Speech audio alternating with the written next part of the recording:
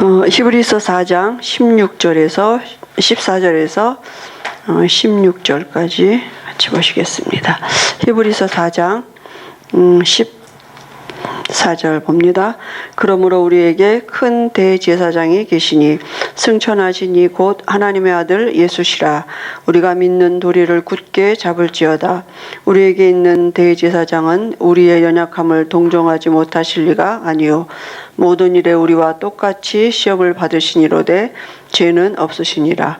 그러므로 우리는 긍휼하심을 받고 때를 따라 돕는 은혜를 얻기 위하여 은혜의 보좌 앞에 담대히 나아갈 것이니라. 아멘. 마태복음 16장 16절 손유의하면서 고백하시겠습니다. 주는 그리스도시요 살아계신 하나님의 아들이시니이다. 마태복음 16장 16절 말씀. 아멘. 오늘 말씀 가지고 제목이 제사장의 직분을 회복하라는 말씀 주셨습니다.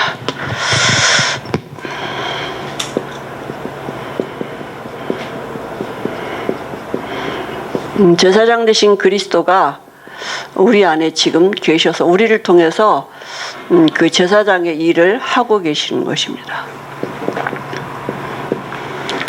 그러면 우리는 우리 삶에서 이 직분을 회복한 이제 이 직분을 누리는 거죠. 우리 교회의 이제 방향이 7,000인을 세우는 게 우리의 방향, 우리 교회 방향이잖아요. 그죠? 동북의 전체에. 그러면 7,000인을 세우라는 그 7,000인이 뭡니까? 복음 전하는 이제 그 현장 살릴 수 있는 복음 전하는 선지자고 말씀 운동할 사람들이잖아요. 그러면 사단은 이걸 막는다니까. 사단이 막는 일이 뭐냐면 7,000인을 세워지지 못하도록 말씀 운동이 일어나지 못하도록 이 일을 막는단 말이에요. 그래서 왜냐하면 신명기 8장 3절에 우리가 떡으로 설 게 아니라 하나님의 입에서 나오는 말씀으로 살아야 하는 것이 인간의 본분이고 사람을 살리는 게 말씀인데, 그러니까 사단은 이 근본적으로 말씀 전할 수 있는 선지자가 못 세워지도록 이제 그 일을 하는 거잖아요. 근데 이게 두드러지게 난 시대가 언제냐면 엘리야 시대거든요. 엘리야 시대에 그 아하방과 이세벨 여왕이 그죠? 이 선지자들을 죽이고 제단을 헐어버리고 막 이랬단 말이에요. 그때 그 시대의 엘리야가 이제 제단을 쌓았잖아요. 그리고 그죠? 영적인 싸움을 한 거죠. 그들과. 그래서 결국 하나님의 엘리야에게 주신 음성이 뭐냐면 이제 7,000인을 세우라 이런 말씀 주셨단 말이에요. 그죠? 그러니까 오바다가 이제 또 거기에 또 같이 돕는 이제 중직자의 축복을 누리고 이랬잖아요. 그러니까 지금 우리 이 시대에도 마찬가지거든요. 바른 복음 가진 선지자가 세워지지 못하도록 사단이 모든 걸 총동원해서 막는다니까요. 그죠? 교회는 뭐 세워도 선지자가 바로 세워주지 못하면 어떻게 말씀이 그죠? 바로 사람을 살릴 수가 있겠습니까? 그래서 엘리사는 싸우지 않고 그죠? 아람 군대를 이기는 이런 기도의 비밀이 있었던. 그러니까 우리가 제사장이라는 그 의미가 뭡니까? 사실 하나님과 우리 사이에 중보자가 되신 거잖아요. 그죠? 하나님과 우리를 화목케 하는 대속제물이 되어졌단 말이에요. 그러면 우리도 그 축복을 누린다는 게 뭐냐? 우리가 이 세상을 향해서 중보자의 축복을 누려. 이 세상을 두고 하나님 앞에 나가 제사 드리는 사람, 기도 보좌에 나가서 보좌의 축복이 아니면 안 되기 때문에 그잖아요. 옛날에 대제사장이 뭡니까? 이스라엘 백성들이 죄를 대신해서 성소에 나가서 하나님 앞에 제사 드리는 사람이잖아요. 우리가 불신자를 두고 세상을 두고 단을 쌓는 그런 시간이 우리에게 있어요. 엘리야도 엘리사도 다 그 축복을 누린 사람인데 하나님이 그들을 통해서 하나님의 일들을 이뤄 가셨거든요. 우리가 열심히 뭘 하는 게 아니라. 그죠? 그러면 중요한 게 뭐냐 하면 이번 주간에 우리에게 이 하나님의 집에 우리가 어떻게 들어갑니까? 그죠? 하나님의 집에 나아가는 길, 하나님의 집으로 나아가는 길을 우리가 하나님이 열어주셨죠. 히브리서 9장 11절에 보니까 이 창조에 속하지, 하나님의 집은 그죠? 이 창조에 속하지 않은 더 크고 온전한 집, 장막, 하나님의 장막이에요. 그죠? 그 장막은 눈에 보이지 않고 나타나지 않지만 실상이라고요. 그리고 영원하다고요. 근데 이 영적인 거, 눈에 안 보이는 이거를 하나님이 이 모형으로 만들라 이렇게 말씀하셨어요. 그죠? 눈에 보이는, 그러니까 사람의 손으로 지으라고. 눈에 안 보이는 그 장막을, 하나님의 집을, 그죠? 그래서 이 장막 안에는 등대가 있었죠. 이 등대 빛을 상징하는 건데, 이 빛은 뭡니까? 우리가 보는 이 눈에 보이는 해와 달 이런 데, 그죠? 그건 영원한 게 아니죠. 오직 여호와만 영원하시다. 이사야서 60장 19절 20절에 보니까 여호와만 오직 영원한 참빛이시다 그랬어요. 하나님 자체가 빛이시고 영원하신 거죠. 그죠? 이렇게 눈에 보이는 해, 달 이런 별이 아니라고요. 그리고 떡상이 있죠. 에스겔서 47장 1절에서 12절에 보니까 강단에서 나오는 물이 모든 것을 살렸다 그랬습니다. 요한복음 6장에도 보면은 나는 생명의 떡이다. 나는 영생하는 물이다. 나를 믿는 자는 영원히 목마르지 아니할 거다. 이렇게 말씀해요. 그죠? 그러니까 하나님 자신이 영원하신 분이고 그 안에 영원한 생명이 있다니까요. 그리고 이 장막 안에 뭡니까? 언약이 있어요. 그죠? 신명기 8장 3절에 사람은 말씀으로 살도록 말씀이 영이신 하나님이 당신을 나타내시는 방법이 말씀이죠. 그리고 그룹들이 있죠. 그리고 보좌를 두는 이런 이 단상이 있죠. 그 위에 하나님의 보좌가 있고 그 우편에 하나님의 아들이 있다고요. 그리고 이제 구약에는 여기에다 휘장을 이렇게 쳤어요. 그래서 여기는 아무나 지성소에는 아무나 못 들어가요. 1년에 한 번 대제사장도 자기 죄를 씻고 들어가야 돼요. 그죠?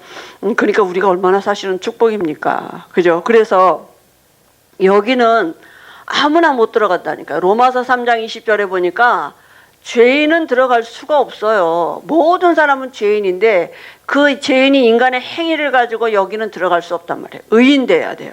그래서 구약에는 뭡니까? 양을 잡아서 피를 흘렸다고요. 그죠? 양의 피를 잡아서 하나님과 사람이 화목하게 되는 이제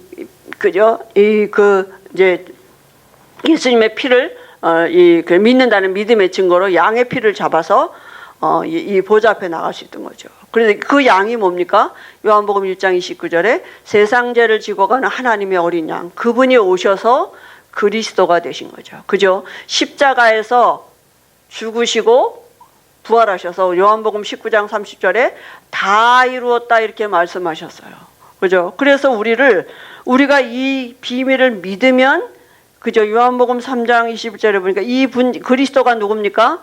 하나님의 한 의예요. 예수님 자체 그리스도가 하나님의 의예요. 그죠? 그래서 예수 믿으면 우리가 이 예수가 그리스도 되심을 믿으면, 이 피를 믿으면 로마서 3장 25절에 하나님과 우리 사이에 중보자 되신 그분으로 인하여서 우리가 의인된 거예요. 그래서 의인된 신분을 가지고 이제는 일을 나갈 수 있는 거죠. 죄가 없어요. 제사장으로 인해서 우리 죄 문제 해결받았다니까요. 그러니까 언제든지 우리가 담대하게 성소에 나갈 수 있는 신분이 된 거예요. 그리스도가 아니면 절대로 나갈 수 없어요. 그리스도가 아니면 인간 행위로는 의롭다 하들 육체가 없다 그랬습니다. 하나님은 이렇게 점이라도 죄가 있다면 하나님 앞에 갈 수가 없는 거죠. 그죠? 그래서 하나님이 우리를 용서하신 방법이 그리스도이십니다.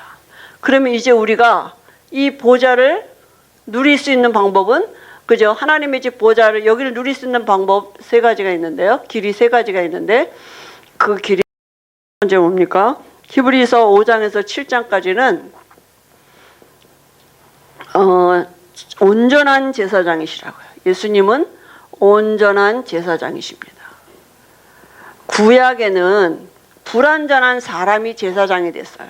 그죠? 그래서 레위 지파 중에 이제 이 아론의 후손이 제사장이 됐죠. 성경에 보니까 원한다고 스스로 제사장이 되는 게 아니라, 그죠? 부르심을 받은 자가, 레위 지파에서 부르심을 받은 자가 제사장이 된다 그랬어요. 그러니까 이제 특별히 하나님이 예비하신 사람들이잖아요. 지파를 예비하시고. 그런데 이 사람들도 다 원죄 있어요. 그러니까 이 사람들도 여기에 나가려면, 이 제사장도 여기 나가려면 양을 잡아서 피 흘려서 또 나가야 돼요. 그죠? 그렇지 않으면 그 자리에서 죽으니까. 그다음에 그리고 우리에게 있는 이 예수님은 영원한 제사장이셔요. 이 양의 피는 일회용이야. 나갈 때마다 잡아야 돼요. 그죠? 그러니까 온전하지 않아요. 근데 예수님은 우리의 연약함을 담당하신 영원한 제사장이 되신 것입니다. 그래서 우리가 그 예수님으로 인하여서 보좌 앞에 나갈 수 있다니까요. 그죠? 그리고 예수님은 히브리서 8장에서 9장에는 예수님은 영원한 온전한 장막이십니다.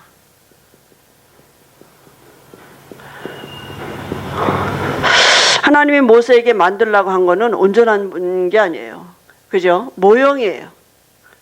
히브리서 8장 5절에도 우리가 보면 뭐라 했습니까?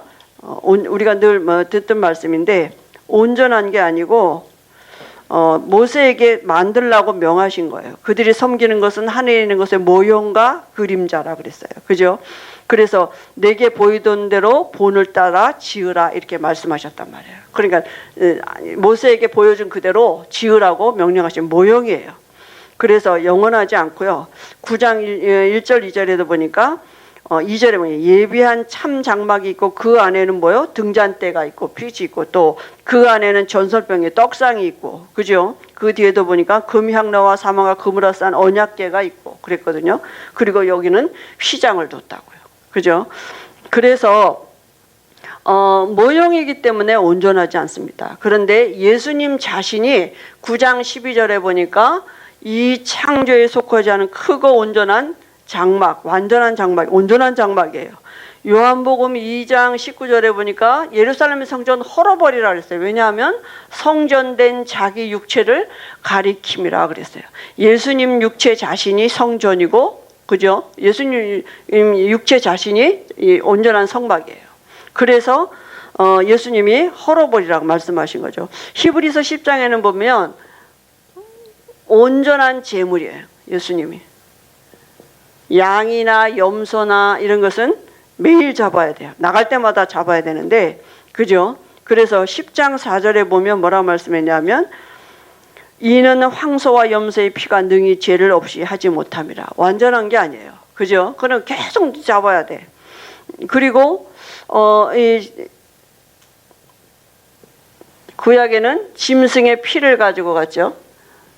근데 이제는 아들의 피로 우리가 하나님 앞에 나갈 수 있는 것입니다. 예수님의 피.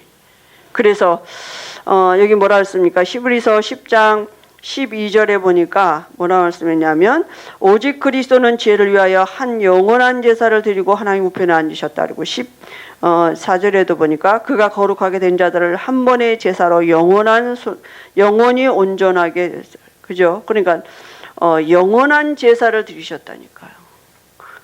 영원한 제사를 한 번에, 단번에 우리를 영원한 속죄를 이루셨다고요. 단번에 제사 드렸어서. 그죠? 그러니까 그리고 우리를 영원히 온전케 하셨다니까요. 또 잡고 또 잡고 그러는 게 아니라니까요. 그죠? 한 번 죽으셔서 우리를 영원히 온전케 하시는 그 아들의 피를 가지고 우리가 가는 것입니다. 그래서 10장 19절에 보니까 뭐라 말씀해요? 그러므로 형제들아, 우리가 예수의 피를 힘입어 성소에 들어갈 담력을 얻었나니. 담대하게 우리가 성소에 들어갈 수 있고요. 그래서 그 다음에 뭐라 했냐면 20절에 그 길은 우리를 위하여 휘장 가운데로 열어놓은 새로운 살 길이요. 휘장은 곧 뭐라고요? 그의 육체니라 그랬어요. 이 휘장이 찢어졌다니까요. 그죠? 예수님이 십자가에서 죽으시고 부활하실 때 이 휘장 찢어졌어요. 그래서 이제는 언제든지 예수 이름을 가지고 보좌 앞에 나가는 새롭고 산 길이 열렸다고요. 그죠? 그 축복이 지금 우리에게 와 있는 것입니다. 그러면 우리 이제 뭐 하면 되느냐? 보좌 앞에 나가면 돼요. 그죠? 그런데 우리가 보좌 앞에 나가려니까 어떻게 해요? 죄 있는 사람은 못 나가잖아요. 그죠?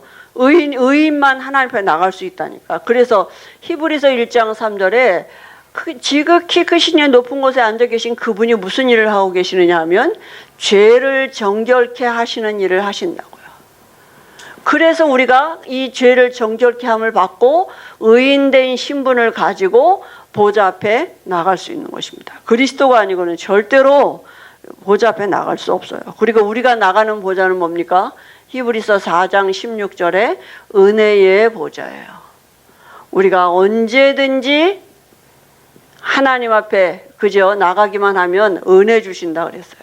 그러니까 의인되게 하신 그 신분을 가지고 언제든지 우리가 은혜의 보좌 앞에 나갈 수 있는 것이 나가기만 하면 돼요. 그래서 하나님은 누구를 기뻐하시느냐 하면 하나님을 기쁘시게 하는 자가 누구입니까? 하나님이 살아계신 것과 그가 자기를 찾는 자들에게 상 주시는 이심을 믿어야 할지니라. 믿음이에요.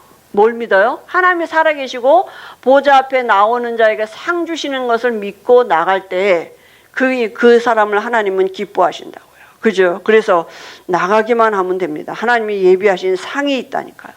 그러니까 하나님이 기쁘시게 하는 건 우리의 행위가 아니라 하나님이 살아계신 걸 진짜 믿고 그 믿는다는 믿음의 게 뭡니까? 우리가 보좌 앞에 나가기만 하면 돼요. 그러면 이번 주간에 우리가 정말 이제 우리의 삶을 두고 우리 현장에서 어떤 축복을 누려야 되느냐? 우리가 정말 우리의 그 현장에 제사장의 직분을 회복해야 되는데요. 제사장의 직분이 뭡니까? 모든 걸 살릴 수 있는 7천 제단을 우리가 그죠? 이게 세우는 그 응답 속에 있어야 되는 것입니다. 그래서 정말 이 현장에서 우리가 이 제사장의 직분을 회복해요. 그게 뭡니까? 시간 정해놓고 우리가 7천 제단을 쌓을 수 있는 이런, 이게 목사님이 우리에게도 말씀하셨어요. 혼자는 잘 안 돼요. 기도하는 게 이게 잘 안 돼서 우리 옆에 가까이 갈 수 있는 뭐 이렇게 두 사람, 세 사람이든지 아무튼 언제든지 쉽게 만날 수 있는 그런 사람들하고 이렇게 시간을 정해놓고 우리 언제 기도하자 이렇게 해서 제단을 쌓는 것입니다. 그죠? 하나님이 거기에 역사하신다니까요. 그러니까 이 그 직분을 회복하는 방법이에요. 그죠? 그래서 우리가 7천 제단을 우리 현장에서 이렇게 유 목사님도 왜 70 이렇게 말씀하셨느냐 하면 한 사람이 영향 줄 수 있는 그 이 범위가 70이라 이렇게 말씀하셨어요. 근데 이런 게 우리와 연결돼서 계속 이것만이 현장을 살리고 세계복음을 할 수 있는 방법입니다. 누가 하시느냐? 하나님이 하시거든요. 그죠? 그러니까 죄를 정결케 하시는 이 제사장의 직분이 우리 안에 있는데 우리 안에서 지금 이 일을 하고 계시다니까. 우리가 중보자의 축복을 누려야 돼요. 그죠? 사명이고 축복이고 그렇습니다. 그리고 우리가 이제는 호흡을 가지고 계속 이 축복을 누리는 거죠. 무시로. 그죠? 그리고 또 우리가 집중하기도 하고. 근데 우리가 이 정시기도 할 때 정말 이 하나님이 우리에게 주시는 그 모든 것의 그 비밀을 알게 하시는 시작이 있거든요. 이게 정시기도가 돼야 사실 무시로도 되고 그러거든요. 그러니까 우리가 잘 안 되는 건 너무 잘 아니까 우리가 이렇게 팀을 만드는 거죠. 그래서 우리 지역에 같이 이렇게 자꾸 모여서 예배하고 이 집중하고 우리가 사실은 얼마나 바쁩니까? 사실은 근데 어떻게 보면 안 바쁘다니까요. 이 시간 내려면 얼마든지 낼 수 있다니까요.